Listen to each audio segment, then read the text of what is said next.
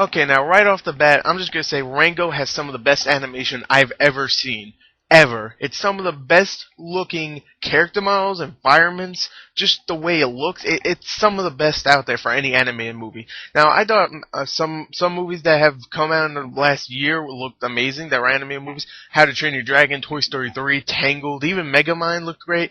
But this, I think, beats all of them. Even Toy Story 3. I think this is an amazing looking film. And really, if you're looking at this, just if you're going into this just wanting to see a beautifully animated movie, you got one of the best ones out there ever, because this is an amazing looking film. So right there, right off the bat, the biggest positive for the film, it looks beautiful. The voice acting is also just amazing in the film. Of course, you have Johnny Depp, who plays the main character Rango, and he's great in the film. Abigail Breslin plays a character like some little girl in the film, and she's really good, and she's not amazing, but she's really good. Isla Fisher plays pretty much a love interest in the film, and she's great. Ned Beatty, who everybody will know from Toy Story 3, is amazing in the film. Alfred Molina, he played the teddy bear, by the way, if anybody wants to know. Alfred Molina plays a short role, and he's good. Bill Nighy plays Rattlesnake Jake, the main bad guy. Everybody was like, and like everybody was anticipating. Oh, ooh, I can't wait to see this badass villain, and really he didn't disappoint. He was great. His voice was amazing for the character. Definitely matched. Ray Winstone pretty much plays Beowulf once again in this film, and don't worry, he might not have much range, but that voice is badass, so that's fine. And he plays a short role in this anyway. And Timothy Olyphant pretty much plays Clint Eastwood in the film. If you've seen the film, you'll know what I'm talking about, and you'll get the joke that the filmmakers were trying to do. So overall, voice acting is key in an animated film, and it was amazing in this film. So overall, yeah, voice acting was amazing. The score in the film was amazing. I thought it really, really set the mood in a lot of these scenes, and Hans Zimmer is the master of scores nowadays. I mean, John Williams used to be, but I think Hans Zimmer is really taking it. He did Inception and Dark Knight, if you don't know, and he's amazing. I mean, he really did an amazing job with the film, and the score was just really memorable. It really was. And yeah, it felt very Western, and hopefully the next Western that comes out, he'll do that score too, because he did an amazing job with Rango.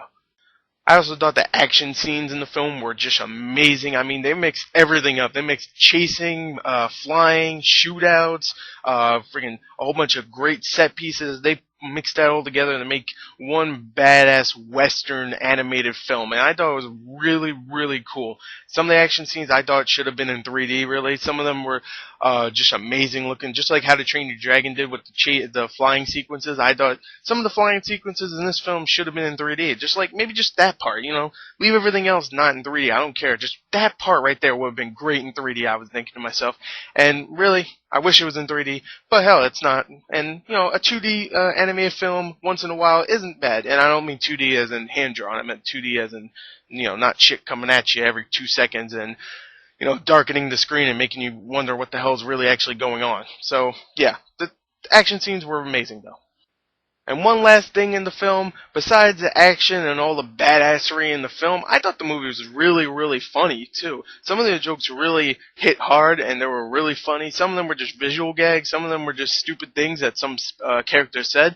I thought it was really funny. Just one problem I have with the jokes in the film, some of them felt a little flat. Like, some of them were just, like, fart sounds or just fart jokes or something like that. And I thought, those weren't that great. And also that it might be a little bit too inappropriate for some kids. Like, the movie is marketed for kids, but it's a little too inappropriate, and some of the stuff, there's a lot of death in the film too, and a lot of the stuff is intended for more mature kids, I guess I could say, like maybe teenagers, not teenagers, like 13, 14, preteens, I should say.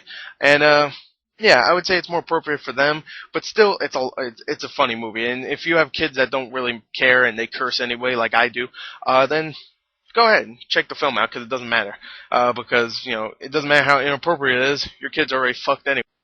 Okay, now, the negatives for the film. One negative I actually have for the film is the story. The story is very generic. It really is. If you take it out of its Western setting and take the lizards out and put people in there, it's the obvious person lies about being a hero, goes in there and does all this stuff accidentally and makes himself look like a hero. And then, of course, people find out that he really isn't, and then he just pretty much gets shunned, and he leaves and comes back and actually becomes a hero, and that's really the story. I mean, I'm not really spoiling anything. That is the story, and I guess I am spoiling it, but really that's the story. And really, if you're coming into this movie for story, then you're going to be very disappointed. I mean, the characters are very cool, very well animated, and have very good voice actors to go with it, but really the story is pretty generic for an animated film. We've seen this millions of times before.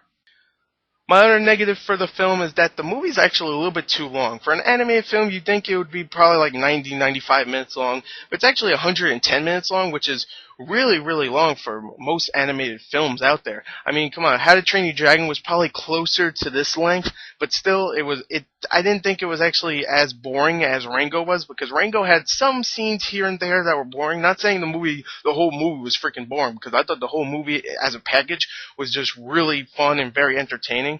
But still, I thought some scenes here and there could have been cut out. Some of them could have been a little shorter, just to make it a little bit shorter movie and more digestible, I would say, because when this movie comes on DVD, and if I buy it on DVD or Blu-ray, I'll be skipping some of those scenes because they're kind of boring.